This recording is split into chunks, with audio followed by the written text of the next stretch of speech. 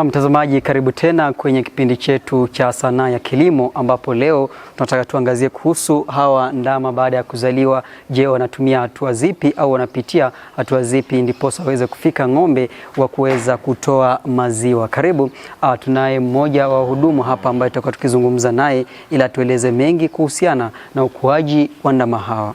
Naam, labda hawa ndama kabla ya kuwatoa kule kwenye wazazi wao wapo, labda ni muda upi ambao wanachukua kule ndiposa muweze kuwaleta kwa hifadhi wakae peke yao? Asante sana. Sasa ndama wakizaliwa wanakaa huko kitu kama wiki mbili. Alafu tunawafurusha wanakuja huku.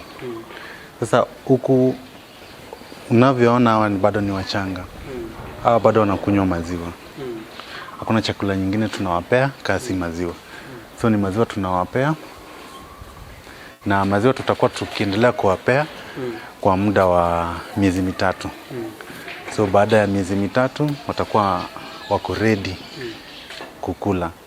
Sasa wakifikisha mwezi wa pili, hapo tunaanza kuwalisha na vitu zinaitwa pellets, calf pellets.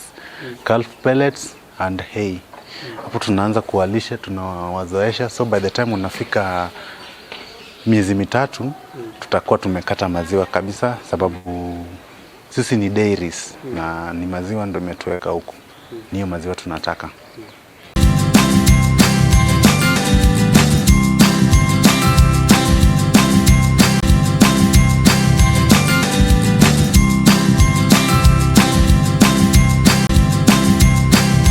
So wakati huyo ndama ameshazaliwa, maybe sio unaona binadamu anapewa ile chanjo, anafanyiwa vaccination.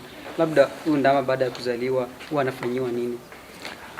Ndama akizaliwa, immediately amezaliwa, tunamtoa karibu na mama. Tunamfanyia checks zote.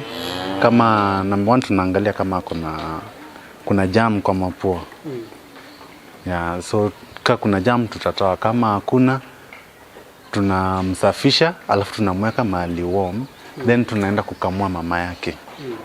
Tunakamua hiyo maziwa ya kwanza inaitwa colostrum. Colostrum tunampatia sababu colostrum ni important, hiyo itakuwa inampatia joto anahitaji kwa mwili.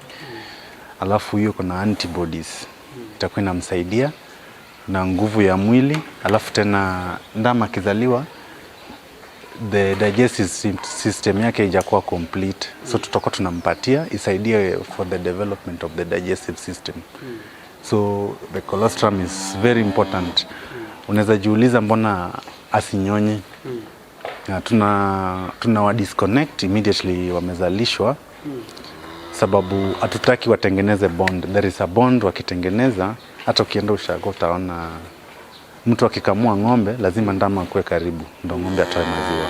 Sasa hatutaki situation kama hiyo. Sasa tuna disconnect, then tutakuwa tunawalisha maziwa. Alafu another advantage ya hiyo kudisconnect ni sababu tunaweza pima maziwa yenye wanakunywa. Sasa kama hawa tunakamua mara 3. So kila wakati tukikamua wanakunywa lita 2 kila ng'ombe. Yeah.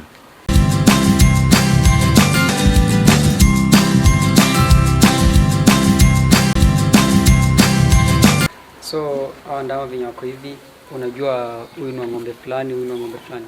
Yeah. Tunajua sababu tunafanya kitu inaitwa ear tagging. Ear tagging ni for identification.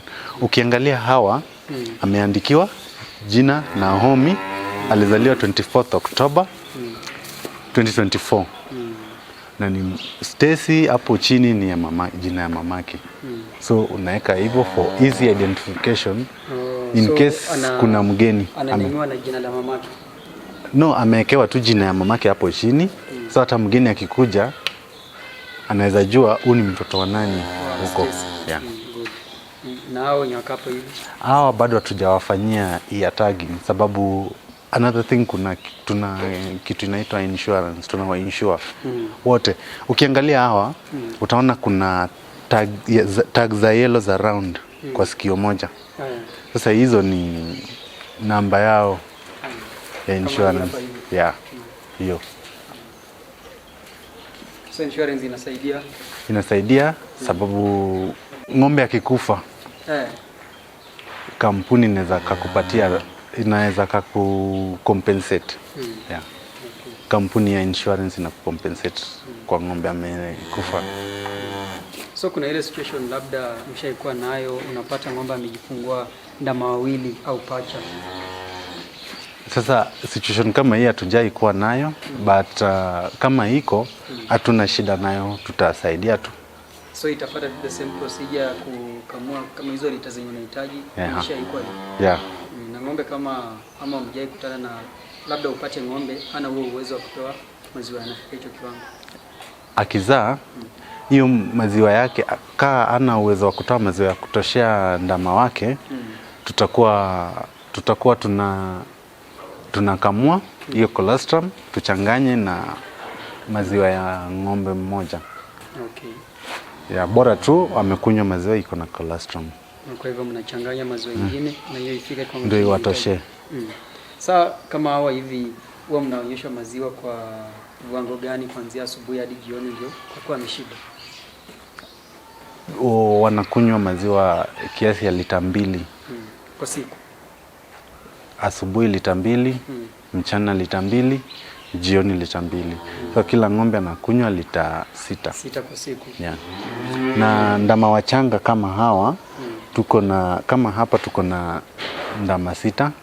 Hao wanakunywa 12 liters asubuhi, mchana na jioni. Sasa hizo ukiongezea zote hiyo ni 48 liters. Huko kwingine tuko na ndama 4. So au ndama 4 wanakunywa lita 2 kila ndama. Sasa hizo ukiongezea zote hizo ni lita 8. Lita 8 kwa kila ndama. Sasa ni asubuhi, mchana na jioni the same. Yeah. Okay, so huwa inafika kiwango gani ndio muone kwamba huyu sasa amefika labda ile hatua ya kufanyiwa artificial insemination or maybe kutumia ile natural mating ya bull? Sasa huku hatufanyi natural mating. Huku tunafanya artificial insemination. Tuko na our own veterinary doctor. So there is a catalog from the Worldwide Sires. So that catalog ni kitu ndo tunatumia kuchagua characteristics za ndama tunataka. Ama ng'ombe tuna expect huyo ndama atakuwa. So tukishachagua tunamtumia huyo vet. Yeye anaenda kwa Worldwide Sires office yao. Yeye anaenda kupick up the semen, anakuja na serve ng'ombe. Na ng'ombe akiwa on heat atakuwa na mount kwa wengine. Utakuwa na mount kwa wengine, alafu hizo ni signs. Utaona hata appetite haiko. Utaona akimountiwa ana reaction, amesimama tu. And again kuna kitu kingine tunaita silent heat. Silent heat ni ng'ombe anaweza kuja on heat na hawezi onyesha signs. So kama huyo mnafanya je ndio mjue inafaa shughulikiwe? Sasa kama huyo unaangalia records. Ni time gani una expect akuja on heat. Kama ng'ombe akizaa tunampatia 3 months, by a period of 3 months atakuwa amekuja on heat. So kama hajakuja on heat utakuwa una check. Na akija on heat na hajaonyesha kitu kama 2 days utakuwa umeona damu. Yeah, so mayai imebreak, damu inatoka. So damu ikitoka umeona mayai imebreak, mpatie siku 21. Muhesabie siku 21. Utakuja on heat tena. So ng'ombe wanaenda period. Exactly. Okay. Yeah. So yani wakiwa on heat mayai ita break. Na utaona damu inatoka. Okay. Yeah. So na mpatia 21 days ndio mfanyie hiyo. Unampatia 21 days atakuwa ameonyesha signs tena. Yeah.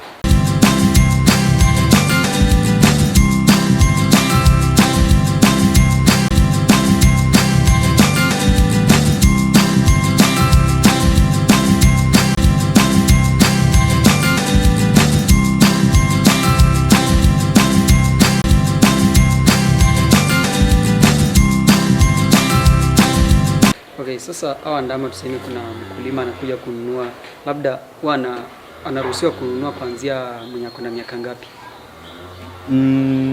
Kwa kampuni zinauza mandama, kunao wale wanauza ndama hata a day old. Kani ndume, sababu watu kama sisi hata sisi ni dairies, na ng'ombe akizaa ndume hata tusaidia, hata tupatia maziwa. So itabidi auzwe. Yeah. So one day old at a survivor. Kuna specialist, hata wewe unaweza weka ndama ya day old, tutakuwa mpatia maziwa. Okay. Yeah. So lazima ikuwe mamake, ama nikienda naye mbali anaweza tafuta pia? Unaweza, bora tu ni maziwa iko sawa, iko healthy. Okay. Utamlisha tu na hiyo maziwa. Mtazamaji, natumai umejifunza mengi kuhusiana na ndama hawa ambao bado ni wachanga, lakini bado wako katika ile njia ya kulishwa ili kuhakikisha kwamba wakati mmoja au siku moja wataweza kuwa ng'ombe na wakaweze pia kuzalisha maziwa kama ng'ombe wengine.